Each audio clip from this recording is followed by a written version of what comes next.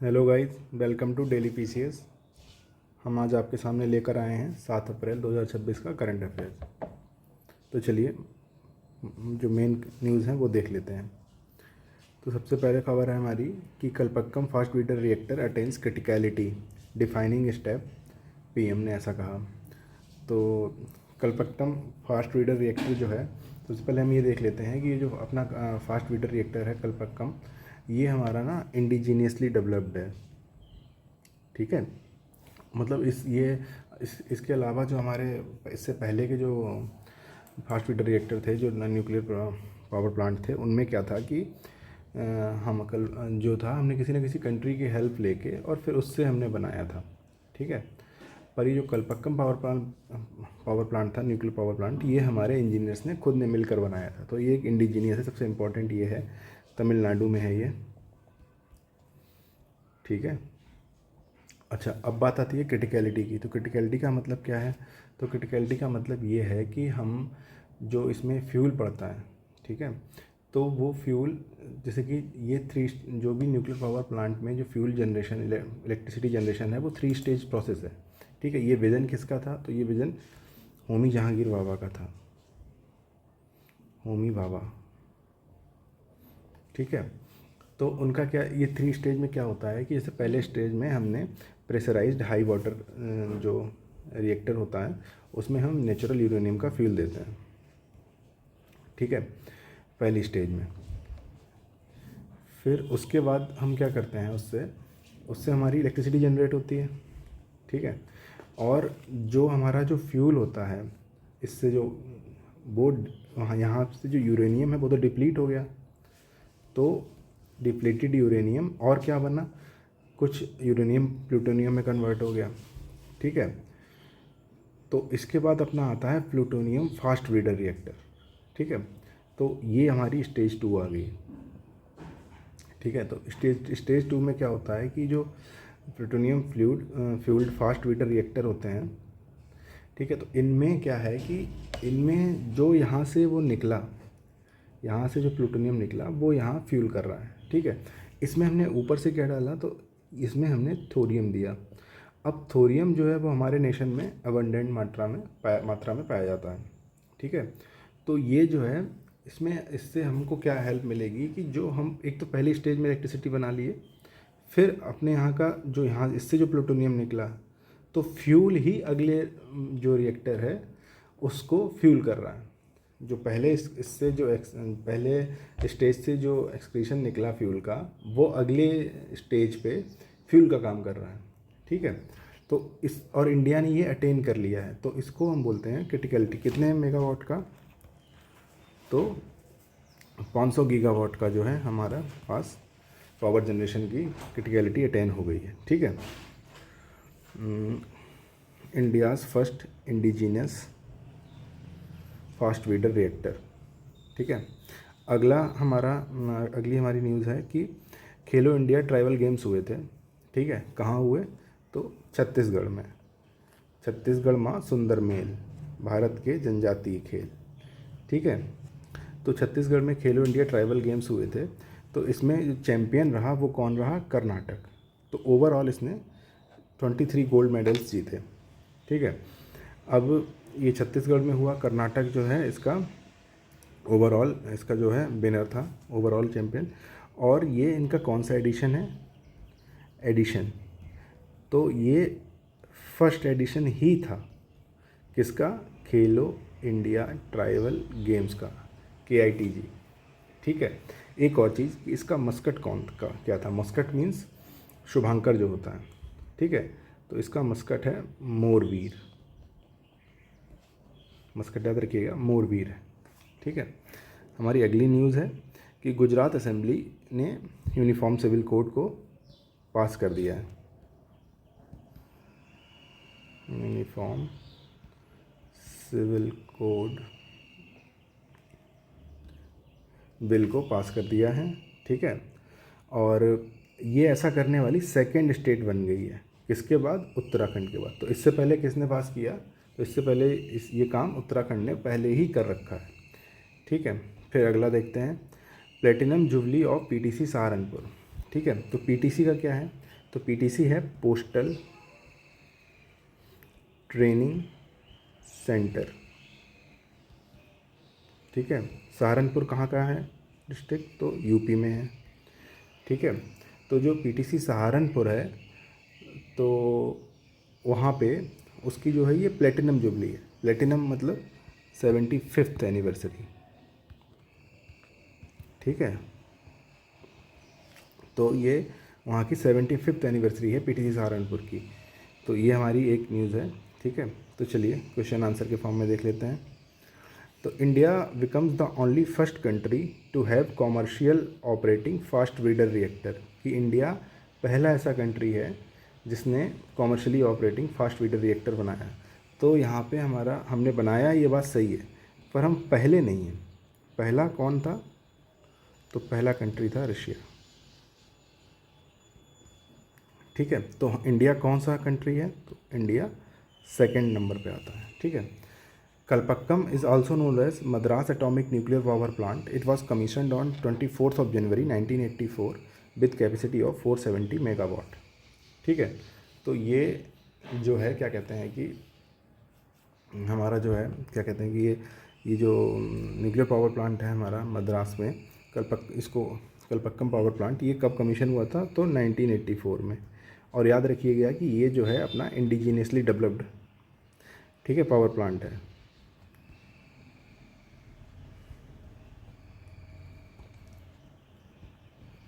Okay, तो यहाँ पे हमारा पहला स्टेटमेंट गलत हो गया, दूसरा सही है, तो ओनली सेकंड इज़ करेक्ट, हमारा आंसर हो गया बी, ठीक है।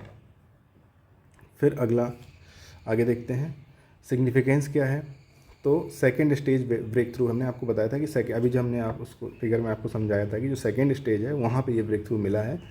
The reactor is the core of the second stage of India's 3 stage nuclear power plant programme design to breed more fuel than it consume. ये इस तरीके से डिज़ाइन किया गया कि जितना फ्यूल ये कंज्यूम करता है उससे ज़्यादा ये ब्रीड करेगा, ठीक है। थोरियम पाथवे, तो it will eventually use thorium 232। हमने देखा था कि वहाँ ऊपर से हम थोरियम डाल रहे थे, तो इधर से क्या आ रहा था, जो प्लूटोनियम यहाँ का बचा हुआ था, ठीक है।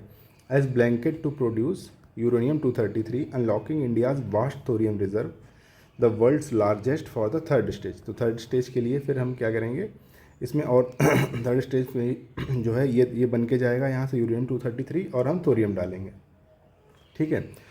Waste reduction by using spent fuel from stage 1 pressurised heavy water reactor fast breeder reactor significantly reduces nuclear waste volume. तो अब न्यूक्लियर वेस्ट भी रिड्यूस हो जाएगा। कैसे रिड्यूस हो जाएगा, क्योंकि अगर हम पहली स्टेज में हम यूरेनियम का यूज़ करके जो हमारा रिड्यूस्ड डिप्लेटेड यूरेनियम है और जो प्लूटोनियम बन रहा है वहाँ से डिग्रेड हो गए, तो अगर उसको हम यूज़ नहीं करते तो it will be considered as a nuclear waste, but now it is not nuclear waste, it is used as fuel in the second stage, okay.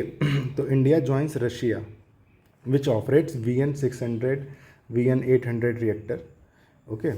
तो इंडिया सेकेंड नंबर पे आता है। अच्छा, इसमें एक और चीज़ है कि जो बाकी कंट्रीज़ हैं, यूरोपियन कंट्रीज़ हैं, फ्रांस है, इटली है, चाइना है, तो इन्होंने जो ये रिस्क स्टैंड करता है टेक्नोलॉजी, जो इस टेक्नोलॉजी में जो रिस्क है उसके चलते उन्होंने इस टेक्नोलॉजी पे काम करना अभी थोड़ा कम कर दिया है, ठीक है उन्होंने। तो अभी इसमें इंडिया है और रशिया है, ठीक है। Attaining criticality at prototype fast breeder reactor in Kalpakkam, Tamil Nadu means India has initiated a sustained self-sustaining nuclear fission chain reaction। Sustained कैसे होगी, सस्टेनेबल कैसे होता है, सस्टेनेबल कोई चीज़ कब होती है, कोई चीज़ सस्टेनेबल तब होती है जब हमारे पास लगातार उसके रिसोर्सेज जो हैं वो अवेलेबल रहें, ठीक है। अब अगर हमारा स्टेज 1 से हमारा जो फ्यूल मिल रहा है, स्टेज 1 से हमने एनर्जी जनरेट की और जो इसका जो वेस्ट है वो हमने स्टेज 2 में इनपुट कर दिया, फिर हमने वहाँ से एनर्जी जनरेट की और उसका जो वेस्ट है वो हमने स्टेज 3 में भेज दिया। तो इस तरीके से, और यहाँ पे हमने थ्योरियम दिया और यहाँ पे हमने थ्योरियम दिया, तो इस तरीके से जो ये 3 स्टेज प्रोसेस है इसमें ये सेल्फ सस्टेन्ड है। एक बार स्टार्ट किया यहाँ से तो ये पूरा प्रोसेस अपने आप कंप्लीट हुआ, ठीक है। और जो यूरेनियम 230, अब यहाँ से जो थर्ड स्टेज है थर्ड स्टेज से हमको यूरेनियम 233 ही मिलेगा, ठीक है। और इसको हम फिर ऐसे करके यहाँ यूज़ कर सकते हैं वापस से, ठीक है। तो this milestone reactors core is functional allowing for the power generation from 500 megawatt indigenous reactor. तो अभी मैंने आपको बताया था कि ये जो है 500 मेगावाट का इंडिजीनियस रिएक्टर बनाया है, ठीक है। एक मिनट, मैंने अभी पीछे आपको गीगावाट बोल दिया क्या? एक मिनट दीजिएगा। हाँ, यहाँ पे ये गलत है, ये मेगावाट होगा, ओके। फिर ये हमारा कंप्लीट हो गया। फिर हम देखते हैं कि Karnataka emerged as overall champion of inaugural Khelo India tribal games in Raipur Chhattisgarh.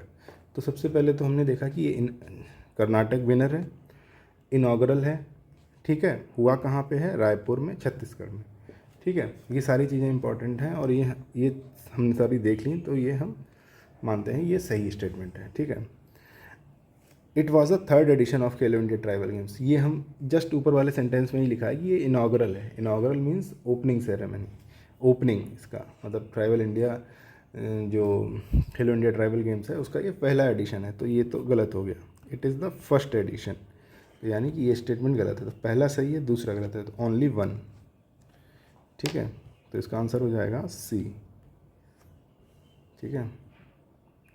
The first ever tribal India Khelo games 2026 concluded in Chhattisgarh, okay, marking India's first multi sports event dedicated specifically to tribal athletes, ठीक है।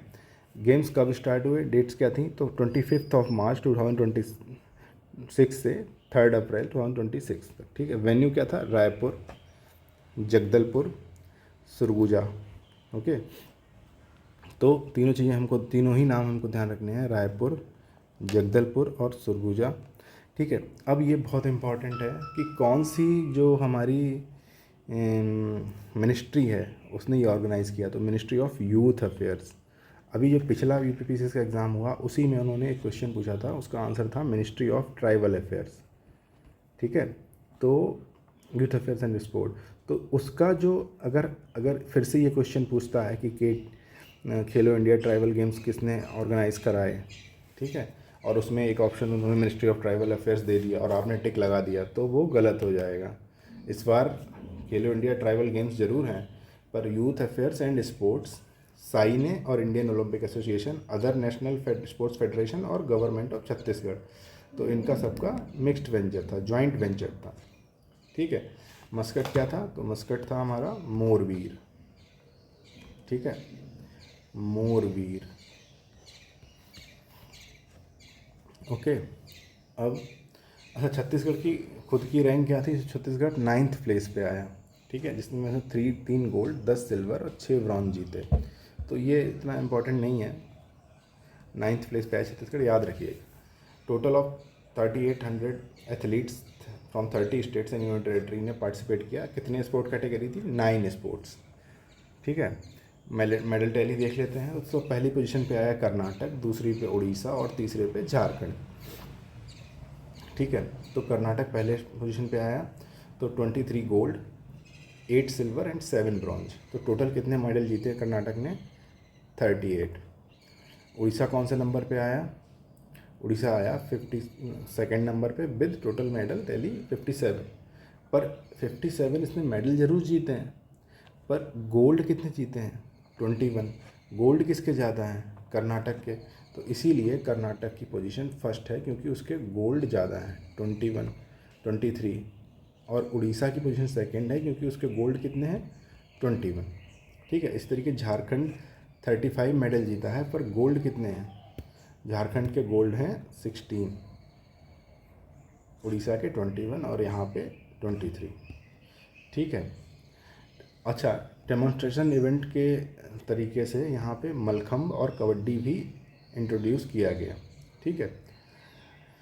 Manikant L जो हैं, उन्होंने swimming में सबसे successful athlete रहे वो overall, वो कर्नाटक के स्विमर हैं। उन्होंने 8 गोल्ड एंड 1 सिल्वर मेडल जीता, ठीक है। टोटल 9 तो यही ले गए, जिसमें से 8 गोल्ड हैं और 1 सिल्वर मेडल है, ठीक है। वीमेन की अगर हम बात करें, ठीक है, तो वीमेन की अगर हम बात करें तो अंजलि मुंडा जो हैं उड़ीसा से, उन्होंने 5 गोल्ड जीते, ठीक है। तो मणिकांत एल कहाँ के थे? तो मणिकांत एल कर्नाटक के थे। ये नाम आप भी याद रखिएगा क्योंकि ये पूछ सकते हैं, ठीक है। मणिकांत एल और अंजलि मुंडा, ओके। अब games aims to identify, nurture and promote sporting talent among tribal youth, strengthen grass root sports and India under the Khelo India programme, okay. फिर अगला क्वेश्चन है कि Gujarat assembly passed uniform civil code on 2026 on March 24, 2026, ठीक है। It is the first state to implement the uniform civil code. तो पहला वाला statement तो हम देख रहे हैं कि ठीक है, पर ये क्या पहली स्टेट है? तो हमने देखा था नहीं, ये सेकंड है। पहली स्टेट कौन थी? उत्तराखंड, ठीक है। तो पहला स्टेटमेंट सही है, दूसरा गलत है। पहला सही, दूसरा गलत। आंसर क्या हुआ? सी, ठीक है। यूनिफॉर्म सिविल कोड जो है वो article 44 of constitution under DPSP के अंडर आता है। हमें पता है ये बात कि हाँ, आर्टिकल 44 जो है इंडियन कॉन्स्टिट्यूशन का, वो डीपीएसपी के अंडर आता है। और वहाँ पे ये है कि जब गवर्नमेंट चाहें, डीपीएसपी क्या है कि डायरेक्टिव प्रिंसिपल्स हैं किसके लिए? स्टेट, अपनी सेंट्रल गवर्नमेंट के लिए, स्टेट गवर्नमेंट के लिए, मतलब ओवरऑल स्टेट के लिए ये डायरेक्टिव प्रिंसिपल्स हैं कि आप इस तरीके से जो अपनी कंट्री है उसको रेगुलेट करो। फ्यूचर में आने पे आप इसके रिगार्डिंग लॉ बना सकते हो। अभी हमारे पास रिसोर्सेज कम हैं तो इसको हम विज़न के तौर पे डाल सकते हैं, डाल दिया है हमने। तो ये काम करते हैं कौन? डायरेक्टिव प्रिंसिपल्स, ठीक है। तो डायरेक्टिव प्रिंसिपल्स के अंडर कौन सा आर्टिकल? आर्टिकल 44। उसमें क्या है कि आप अगर स्टेट चाहें तो सारे सिटीजन को एक समानता पिलाने के लिए यूनिफॉर्म सिविल कोड लागू कर सकती है, ठीक है। गोवा में ये पहले से है क्योंकि पुर्तगीज़ सिविल कोड में यूनिफॉर्म सिविल कोड इंक्लूडेड था। तो 18 गोवा पुर्तगीज़ के अंडर था, ठीक है। तो ये चीज़ जो है क्या कहते हैं कि वहाँ पे ये पहले से इम्प्लीमेंटेड है। तो अब इसमें होगा क्या कि यूनिफॉर्म सिविल कोड जो है क्या रिप्लेस करेंगे? हिंदू मैरिज एक्ट, मुस्लिम पर्सनल लॉ, शरिया, इन सब के, मतलब जो हिंदूज़ हैं और मुस्लिम्स हैं उनके रिलीजियस लॉ से गवर्न ना होके जो लेजिस्लेटिव का जो लॉ बनाएगी उससे गवर्न होंगे, ठीक है। और यही नहीं, अगर हम वीमेन के एस्पेक्ट में देखें तो ये देखिए आप, शाह बानो केस 1985, सरला मुग्दल केस 1955, इन दोनों में सुप्रीम कोर्ट ने कहा कि यूनिफॉर्म सिविल कोड की इम्प्लीमेंटेशन की ज़रूरत है, ठीक है। तो आप इन दोनों केसेस की आप डेट याद कर लीजिए, ठीक है, क्योंकि यूनिफॉर्म सिविल कोड 2 जगह इम्प्लीमेंट हो चुका है। तो हो सकता है कि ये जो केसेस हैं इनकी डेट पूछ ले किसी एक स्टेटमेंट में डाल के, ठीक है। तो इसको मैं हाईलाइट कर देता हूँ, शाह बानो केस और सरला मुग्दल केस, ठीक है। फिर हमारा अगला क्वेश्चन है कि departmental of post celebrated 75th anniversary platinum jubilee of PTC Saharanpur postal training centre, ठीक है। तो ये खबर हमारी ठीक है। Postal training centre in Saharanpur Uttar Pradesh was established in 2 अप्रैल 1951। ये भी हमारी न्यूज़ ठीक है। तो हमारे दोनों स्टेटमेंट यहाँ सही हैं। तो both A and B, 1 and 2 are correct. तो इसका आंसर हो गया हमारा ए, ओके। तो आगे देखते हैं। तो यहाँ पे ना ये स्टेटमेंट सेरेमनी हुई थी दिल्ली में, ठीक। कहाँ हुई थी? रंग भवन सभागार, न्यू दिल्ली। और यहाँ पे जो हमारे कम्युनिकेशन मिनिस्टर हैं यूनियन के, श्री ज्योतिरादित्य सिंधिया, तो उन्होंने क्या किया था, एक कोमेमोरेटिव पोस्टेज स्टैम्प जो है रिलीज़ किया, ठीक है। एक डाक टिकट जारी किया, इसको बोलते हैं हिंदी में। He released the officially released the commemorative का मतलब होता है कि यादगार, किसी की याद में, किसी चीज़ की याद में, ठीक है। तो ये जो हमारा पीटीसी है, ठीक है, यहाँ पे 3000 एम्प्लॉयज़ को एनुअली ट्रेनिंग दी जा सकती है, ये इसकी कैपेसिटी है, ठीक है। It is focusing on both technical skills and core values like discipline and public service, okay. Postal system की हिस्ट्री देख लेते हैं। तो पोस्टल सिस्टम की हिस्ट्री ये है कि जो ब्रिटिश ईस्ट इंडिया कंपनी ने, उसने पहली बार 1766 में जो है रॉबर्ट क्लाइव ने इंडिया में पोस्टल सिस्टम इम्प्लीमेंट किया था, ठीक है। उसके बाद कुछ सालों बाद 1774 में जो वॉरेन हस्टिंग हैं, उन्होंने कोलकाता में कलकत्ता में, जो कि कोलकाता है अब, पहला पोस्ट ऑफिस जो है वहाँ पे इम्प्लीमेंट किया। ठीक है। और फिर उसके बाद क्या हुआ कि जो पोस्टल सिस्टम जो पब्लिक के लिए कब खोला गया, तो 1774 में ही पोस्टल सर्विस को पहली बार क्या कहते हैं कि पब्लिक के लिए खोला गया, कि अब उसको पब्लिक भी यूज़ कर सकती है।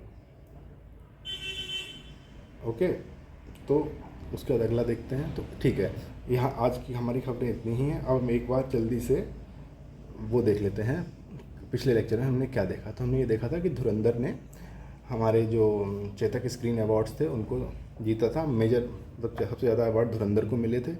बेस्ट एक्टर का award Ranveer Singh, best director Aditya धर को मिला था। बेस्ट फिल्म जो थी वो कौन सी थी, होम बाउंड। ठीक है। यामी गौतम को बेस्ट एक्ट्रेस का अवार्ड मिला था, कौन सी मूवी के लिए, हक के लिए। ठीक है। फिर हमने देखा था कि जो हमारे पोर्ट्स हैं, ठीक है, तो जो हमारे जो पोर्ट्स हैं, तो उन्होंने जो है रिकॉर्ड टनेज जो कार्गो हैंडलिंग कैपेसिटी में रिकॉर्ड दायर किया है। 915 मिलियन टन कार्गो जो है हैंडल किया। ठीक है। हमारा जो टारगेट था वो 904 का था, पर वो 15 ले गए। ग्रोथ कितनी, 7.6% की ग्रोथ उन्होंने दिखाई थी। ठीक है। इसमें सबसे ज़्यादा ग्रोथ, सबसे ज़्यादा परसेंटेज ग्रोथ जो थी वो मरमोगो गोवा की थी, और सबसे ज़्यादा जो हैंडल किया था कार्गो वो दीनदयाल पोर्ट ने किया था। ठीक है। उसके अलावा मूडीज़ की ने जो इंडिया की जो रेटिंग दी थी वो 6% कर दी, पहले की रेटिंग से घटा के। ठीक है। ये क्यों, वेस्ट एशिया से हमारे जो कॉन्फ्लिक्ट, हमारे नहीं, वेस्ट एशिया में जो कॉन्फ्लिक्ट चल रहे हैं उसकी वजह से, और हमारी over dependency on West Asia for crude oil and for LPG. ठीक है। उसके बाद आईएनएस तारागिरी जो कि स्टेल्थ फ्रिगेट है, इंडियन नेवी में कमीशन हुआ। ठीक है। ये कौन से नंबर का है, तो ये 4th नंबर का है। ठीक है। इससे पहले 3 और जो हैं वो इंक्लूड हो चुके हैं। ठीक है। ये सारी चीज़ें हमने देख ली थी, एक बार फिर से देख लेते हैं। तो आदित्य धर बेस्ट डायरेक्टर, एक्शन धुरंधर। उसके बाद हम देखते हैं कि बेस्ट फिल्म हो गई हमारी होम बाउंड, और स्टोलन करके एक मूवी थी, ठीक है, ओटीटी में। तो क्या कहते हैं, बेस्ट एक्टर जो मेल ओटीटी में Abhishek Banerjee, best actor female OTT में Sanya Malhotra. Okay. Supporting role में अक्षय कुमार, सपोर्टिंग फीमेल में शालिनी वत्स, होम बाउंड के लिए। ठीक है। उसके बाद हमारा क्या कहते हैं, बेस्ट डायलॉग धुरंधर। ठीक है। उसके बाद हमारे जो बेस्ट ओटीटी फिल्म स्टोलन। ठीक है। Best playback singer Faheem Abdullah, Saiyaara के लिए। ओके। तो बेस्ट सॉन्ग सैयारा। तो ये सब चीज़ें हमने देख ली एक बार। ठीक है। फिर major port handling capacity 915 million tonne of cargo in financial year 25-26। Okay. Government का टारगेट कितना था, 904 मिलियन टन। ठीक है। जवाहरलाल नेहरू पोर्ट नहीं, दीनदयाल पोर्ट। ये हमने कल देख लिए हैं क्वेश्चन, जल्दी से इसको रिवाइज कर लेते हैं। ठीक है। ये कितना था, अराउंड 160 मिलियन टन। ठीक है। ये हमने देख लिया था। उसके अलावा सेकंड नंबर पे पारादीप था, थर्ड नंबर पे जवाहरलाल नेहरू पोर्ट था। ओके।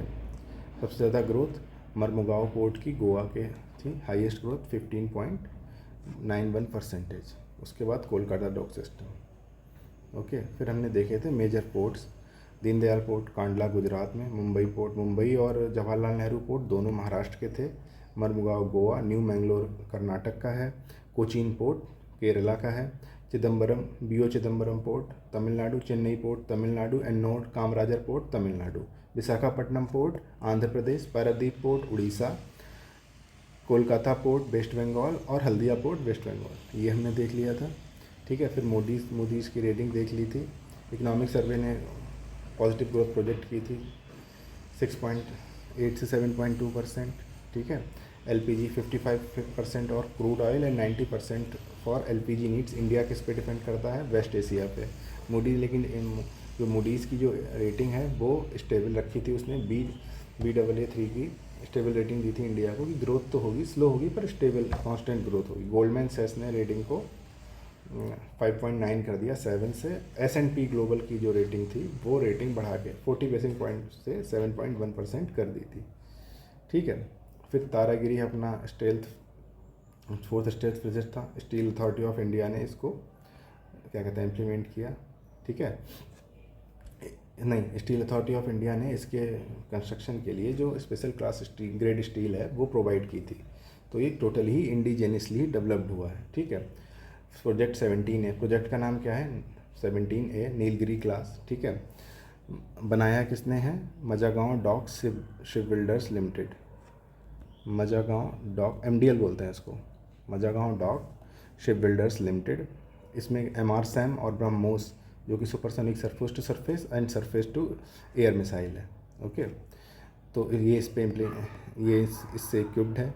ठीक है, उसके बाद हमारे पास पहले भी एक INS तारागिरी थी, तारागिरी जो कि 1980 से 2013 तक इसने इंडियन आर्मी को इंडियन नेवी को सर्विस दी थी। अब इसकी जो हमने बाद में देखी थी, तो देखिए एनहट, मैंने कल एक कोड बताया था एनहट, जिसमें नीलगिरी, हिमगिरी, उदयगिरी एंड तारागिरी, तो ये चारों कमीशन हो चुकी हैं। ठीक है, उसके बाद दूनागिरी, विंध्यागिरी एंड महेंद्रगिरी और हैं DBM पर। एनहिट जो है ये 3 हैं जो 2025 में कमीशन हुई थी और ये 2026 में कमीशन हुई 2026 में। ठीक है, तो लास्ट डे का अपना रिवीजन भी हो गया। चलिए अब हम आपसे मोस्ट प्रोबेबली कल मिलेंगे या फिर आज शाम में 8 अप्रैल का करंट अफेयर लेकर आएंगे। ओके, तब तक के लिए keep working hard, have a nice day.